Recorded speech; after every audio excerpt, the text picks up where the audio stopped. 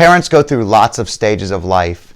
One of them is as the kids are approaching college, it feels like there's constantly this bucketing strategy. For so many clients that I work with, they're bucketing money from one bucket to another, and it's not always more money. Sometimes it's the same amount that we shuffle around. It's almost like we're robbing Peter to pay Paul, and eventually we'll just have to pay Peter and Paul back later more.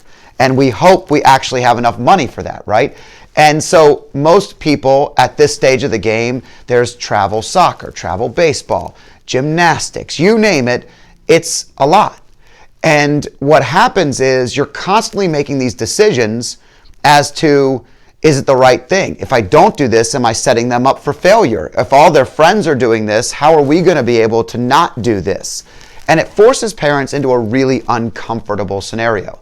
I see it all the time in my office because we'll sit across from someone and I'll look at the financials and we're going over the paperwork and the numbers, and they're like, oh, well, I always put away in my Roth IRA, for example. And that's awesome. But they're also taking out from this other bucket on a regular basis to pay these other things.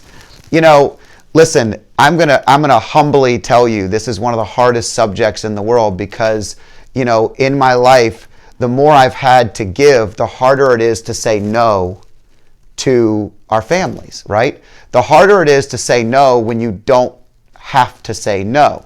Some of you don't say no because you can't say no. You know, I give us all permission, all of us right now, I give us all permission to say no occasionally. You know, you do know what's best, and here's what I also know. Your intent is always to love your kids and love your family the most, the best way that you know how. And the reality is you're not going to make all the best decisions. You're not going to have all the right things laid out. But robbing Peter to pay Paul probably is a strategy that you never recover from. And that's one of the things you have to think about. You have to think about, what is the long game? Are these short-term decisions so impactful in my long-term game that I should really reconsider them? Am I making decisions today that are short-term, but I have time to recover? Do you know that answer? Have you actually asked yourself that question?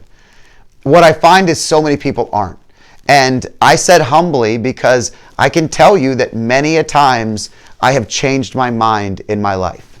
I remember being a young financial advisor, struggling to just pay the bills to get things off the ground, you know, running an event and taking all the money that I made from the previous month and investing it into hopefully what would be something that would be beneficial for new clients in the future. And I was essentially, right, robbing Peter to pay Paul for the business. It was an investment many times.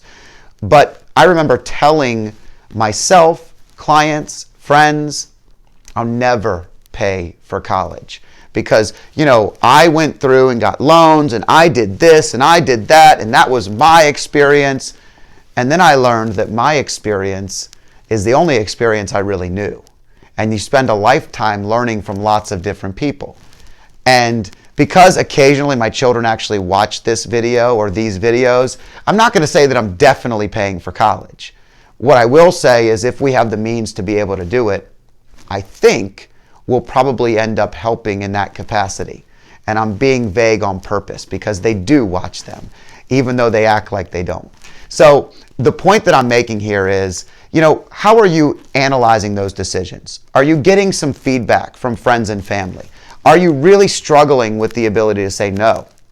You know I do. We get into conversations in our household all the time about when is enough enough. And mom has a much better idea of enough than dad does. We can do more, we can add more, we can do one more thing. You know, I work that way, I think that way. And that's not always the right way, especially if it's financially making you unstable. I watch a lot of people come in and say, hey, we did everything we could for our kids. And so now we're going to focus on ourselves. And they've got 7 years left. And the 7 years until they want to retire and live this life they always dreamed of. But they provided the life they always dreamed of for their children. and therefore the life they dreamed of is on pause, and it might be on a forever pause. Now, I see many people come in and they did all the right things, and they feel like they're doing all the right things, and it's still not enough. And that's a normal feeling too. That's a normal thing. And what we do is make the best out of any situation. We don't dwell on it. We don't judge it. We don't care what got you to that point. What we try to find is solutions. How can you get where you want to be tomorrow, and are you getting there the best route possible? Are there things you can do a little bit differently today? I can tell you with 100% certainty there are things I would do differently in the last 15 to 20 years of my career and my life, even financially as a financial advisor. We don't have everything figured out to the level that we do everything perfect in our own lives. But we do help enough people that we can guide many people in the right path. And so when you're thinking about these things, I really am interested in your feedback. You'll notice I do a lot of videos, if you watch this long, I do a lot of videos where I really am learning from you, understanding what is important. You know, who pays the bills? Are your kids interested in stocks? Are these things that are actually happening in your family? Do you have these conversations? What are the things that keep you up at night when you're comparing what should I be doing now versus what do I have to do now versus what should I be maybe saying no to? And I mean, we're in a generation where there hasn't been the level of struggle that many of other generations have seen for many of our peers around us. And, you know, everyone struggles in their own way. I'm not saying that you're not having a time of struggle or that you haven't been through some of the worst. But what I can tell you is, you know, the Great Depression was a pretty unique time frame where everybody grew up from that and paid for everything with cash. They didn't charge it and pay later. They didn't go through life doing those things that's so easy for us to do today. Venmo, PayPal, everything's automatic. It's easy. Amazon. I mean, they even have pay it later options now. I mean, it's easier and easier to do these things.